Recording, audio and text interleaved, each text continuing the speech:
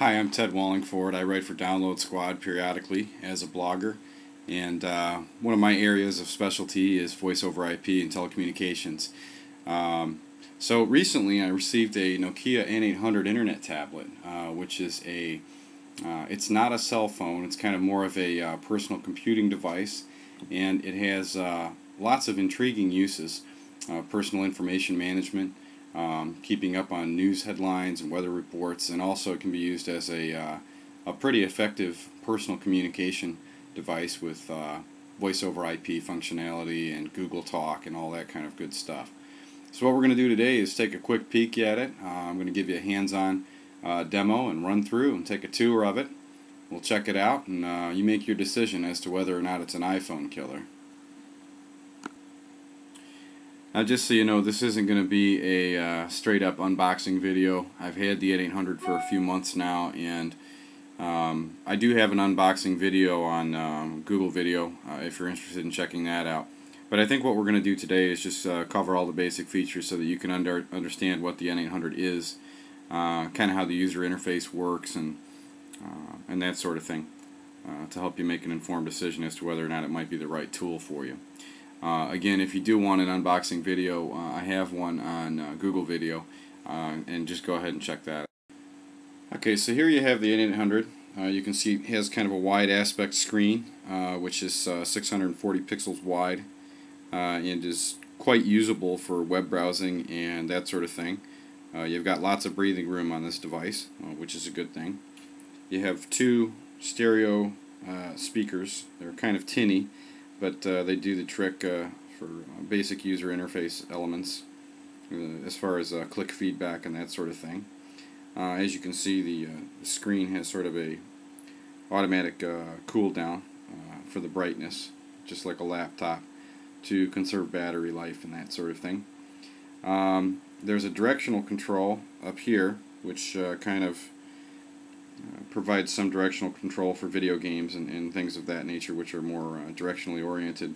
And of course the screen itself is a touch screen, and Nokia provides two stylus devices or pens, two styluses, which look like this. Okay, it's kind of a rather hefty stylus.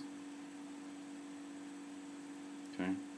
And that just slides into the side of the unit right here. Okay, I happen to have the power supply connected right now. This is a standard AC charger, which has the same plug as all of the other N series devices from Nokia, which is very handy because I can charge this on my or use this charger with my N800, and then also go ahead and use this charger with my N95. Carrying around multiple chargers and degunking all the spaghetti that occurs when you have a bunch of cables laying around is kind of a pain, and if you see my office you'd know that less chargers, less plugs, less cables is all a good thing. We don't like messes. So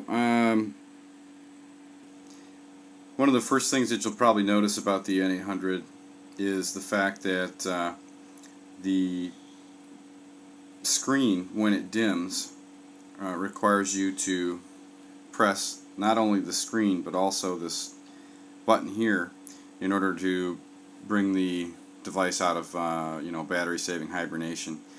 And that's definitely a good thing, because if you've got it in your pocket and it's rubbing around in there, you don't want it turning on by accident and that sort of thing.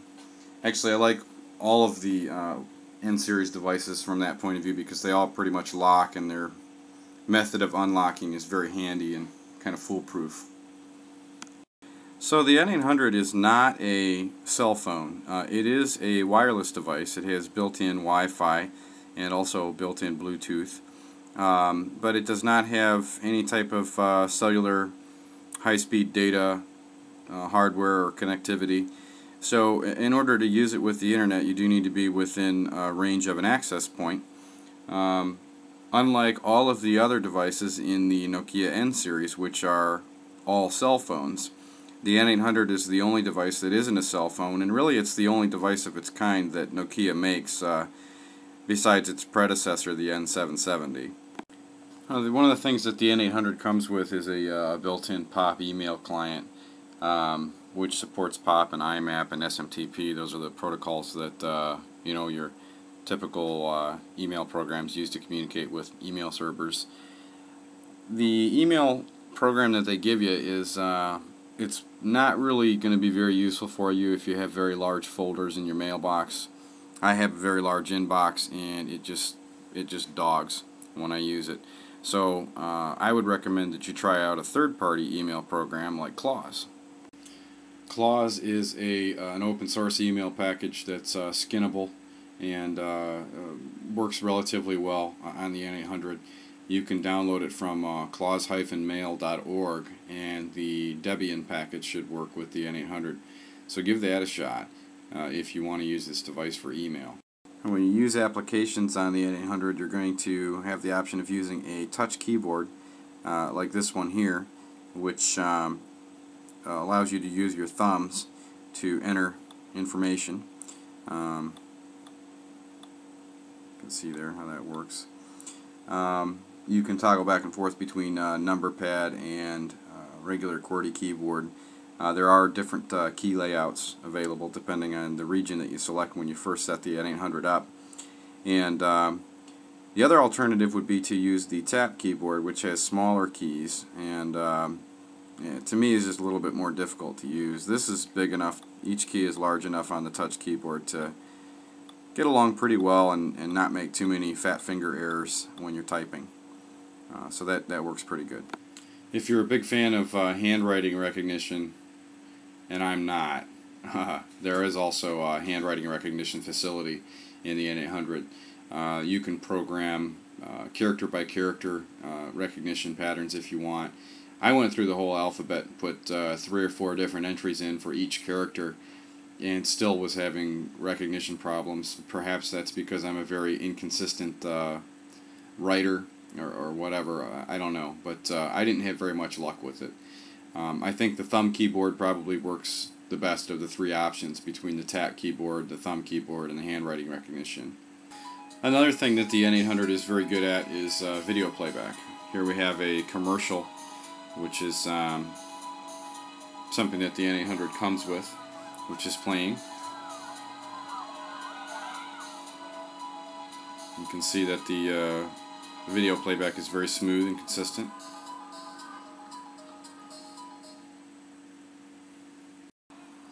And here we have the same video in full screen mode. And more personal. If you're passionate about the internet, what do you expect? A seamless connection. A high resolution. So it's handy for taking movies with you too. It's another big talking point that iPhone users will probably be concerned with. Handbrake. Get it. Now another thing that's pretty cool about the N800 is its built-in support for video conferencing. The camera here just pops out of the side, as you can see right here. You can angle it, twist it around there. You can see that video there of all my iMovie clips. But that's what you see. You can twist it around and get a video image of a subject on the other side of you. And there we go. There we go. And this is, of course, Google Talk, which I don't have very many friends on because I'm not a big fan of Google Talk. I think they've moved way too slow in terms of adding features to Google Talk, and so I don't get much use out of it. What I do get a lot of use out of is Gizmo Project, which also runs on the N800. A big difference with Gizmo Project, of course, is that it does not support video.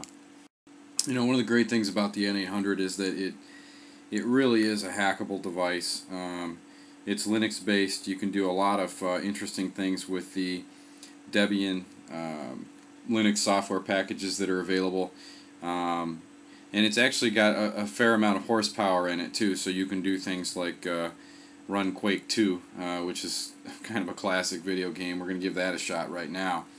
Now, in order to run Quake 2 on the N800, you need to have installed an external SD card, which you can see on the bottom of the N800, there is a place to install the card right here. It just kind of pops open with this little rubber flap, and you can see that we have a card inserted right here. By the way, the stylus is really handy for opening the flap and also for opening up the battery compartment. Okay, there you have also a second SD card internally. So you can use the internal SD card and the external. There's the battery. And then this just pops back on like that. I really like the way the enclosure is designed. They have a little kickstand that pops out here, and then you can set it like that, so it'll be an optimal viewing position. Okay, Quake. As you can see, the N800 picked up the removable memory card, which I just installed in the built-in file manager application. Okay, now before I installed that card, it was grayed out right there. And of course there's no files on that card yet. Okay, so what I'm doing now is navigating to my Dropbox using Bluetooth from my MacBook Pro so that I can download the Quake 2 distribution file and the Quake 2 pack files, which are like the level data and stuff like that.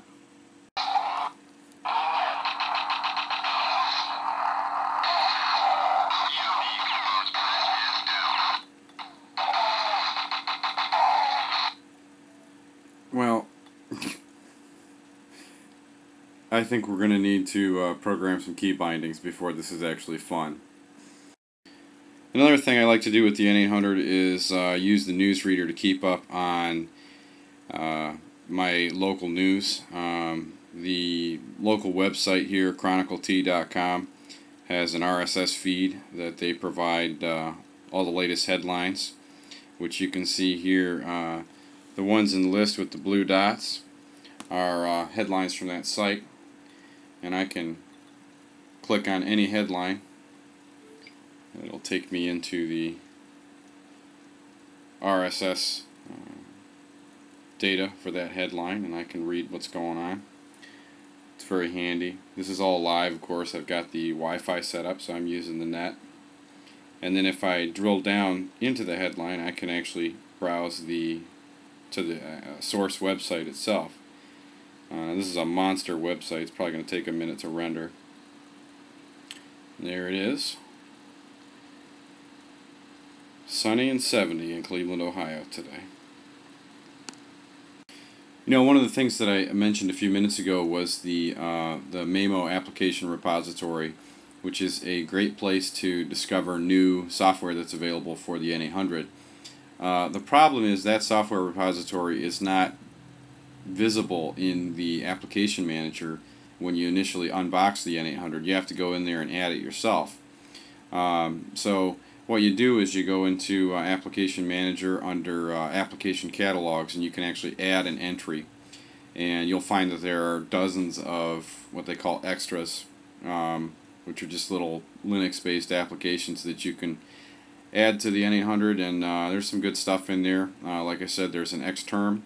There is a spreadsheet application. I forget what it's called, one of those open source deals, and lots of other good stuff. So make sure you check that.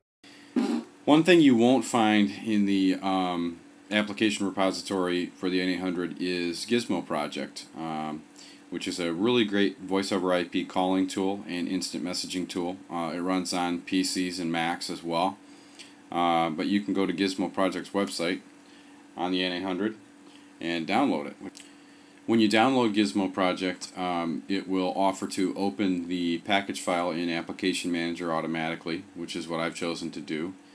Skype is also available for the N800. That one you can get through the official Nokia application repository for the N800. So here we are running Gizmo Project. I have a main window there, which you can see on the right, and then my contacts are on the left. Actually, I left the contact window, it looks like. Close out of that. There we go. And you can see that you can actually use Gizmo to chat on AIM, MSN, Yahoo. And it looks like none of my regular contacts are available right now. But we can certainly make a demonstration call with Gizmo here.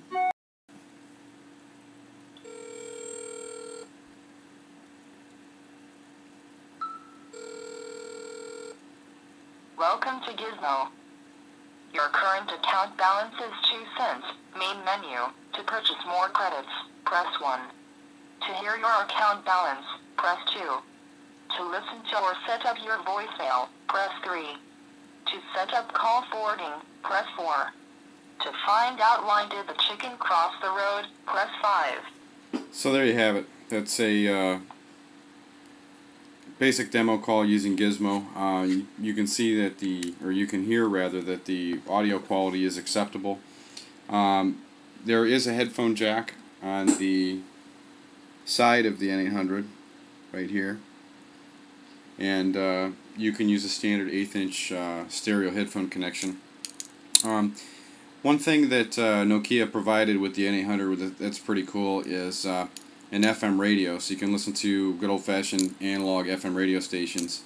This will only work, however, if the headphones are plugged in, because it uses the jack as an antenna. Without the headphones plugged in, you won't have any luck listening to FM radio. So for $399, there's actually quite a bit to like about the N800. I have had some difficulty synchronizing or trying to synchronize files and dates and contacts with my MacBook Pro.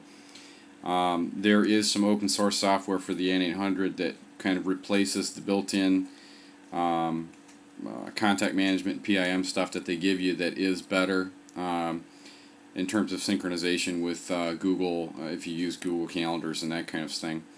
But as far as getting it to work with iCal and so forth, I quit working on it because I always use my N95, which is also a Nokia product, to do that sort of thing. There's some other things I would like to see the N800 do.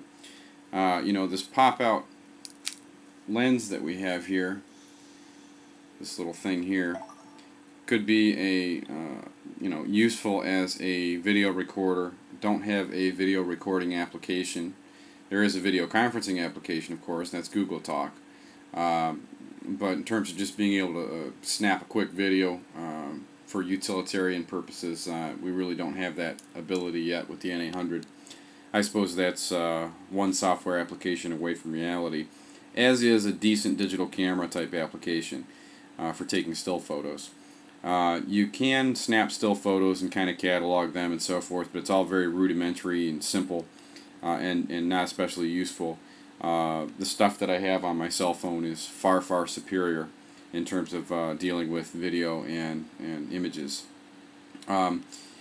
They do include a built-in net radio listening program where you can tune into web feeds and listen to audio.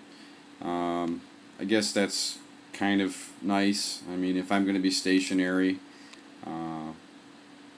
either I'm going to be in a place where I can't listen to net radio, or I'm going to be in a place where my main computer is. So I don't find it all that significant or useful that they included that. And if I'm sitting on the beach, I'm probably going to listen to my iPod. Now, you do have Rhapsody, the ability to use Rhapsody on the N800, which is pretty good too. And if you've got MP3 files, you can always Bluetooth them over to the N800. One little tip when using Bluetooth with an N800 and a PowerBook: the PowerBook will recognize the N800 and it'll even mate with the N800 from a Bluetooth perspective. But Bluetooth file sharing services from the N800 to the PowerBook, or to the Mac, I should say, don't work. This device does not advertise itself in a way that the PowerBook can understand that, hey, I've got files here, so that you can move files back and forth using the Finder. But what does work is the reverse. You can browse the Mac from the N800, no sweat. All you got to do is turn on Bluetooth file sharing on your Mac and start putting stuff in your Dropbox. That's how I do it.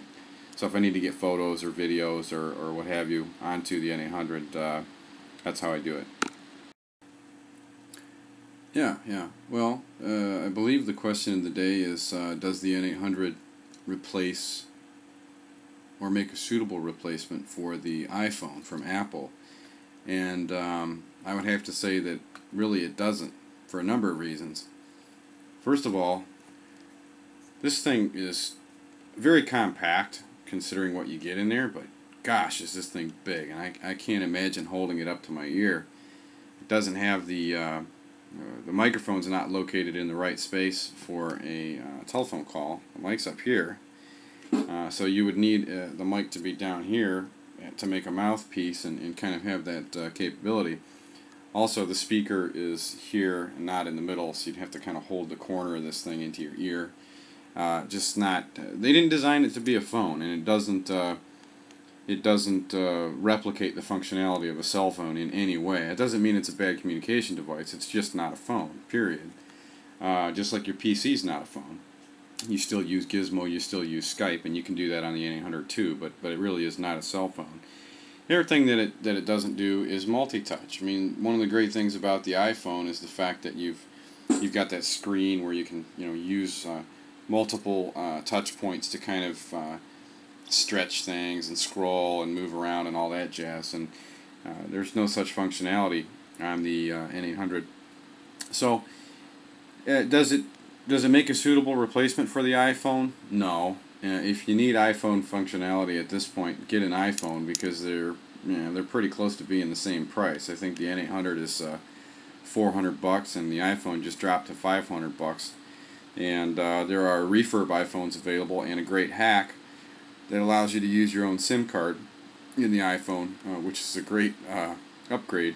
We also understand that there's a hack that lets you use the iPhone with other networks other than AT&T now too. So that's very good as well. So while the N800 does not replace the iPhone or make the iPhone old hat, and it does a few things that the iPhone doesn't. It runs Gizmo Project. It runs Skype, and it's got some cool video conferencing stuff in it, and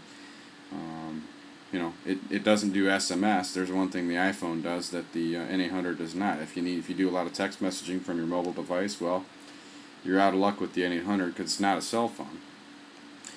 So hopefully the question of the day has been answered, and you've had an opportunity to kind of examine the N800 with me. If you stuck around this long, I'm assuming that you are indeed interested in this device. It's a great device. It's useful. I've had a hard time working it into my daily schedule, but I can think of situations where the N800 could become indispensable, especially as the software continues to improve and get better for it.